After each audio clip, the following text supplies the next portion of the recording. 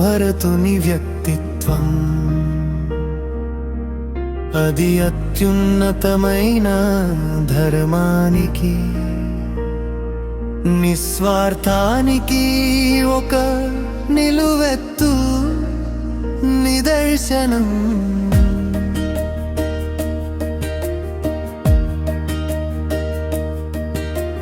రాజ్యమంటే వ్యామోహం ఉండే ఈ లోకంలో కాళ్ళ దగ్గరకు వచ్చిన సింహాసనాన్ని తృణప్రాయంగా వదిలేసిన త్యాగమూర్తి భరతుడు తన తల్లి కైకేయి చేసిన తప్పుకు తాను ప్రాయశ్చిత్తం చేసుకున్నాడు.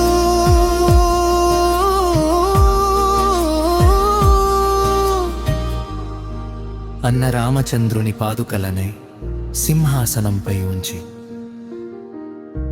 తాను మాత్రం నంది గ్రామంలో ఒక తపస్విలా ఉంటూ 14 ఏళ్ళు రాజ్యాన్ని పరిపాలించాడు. నిజమైన సోదర ప్రేమ అంటే భరతుడిదే. రాజకాంక్షల నిర్మలమైన మనసు,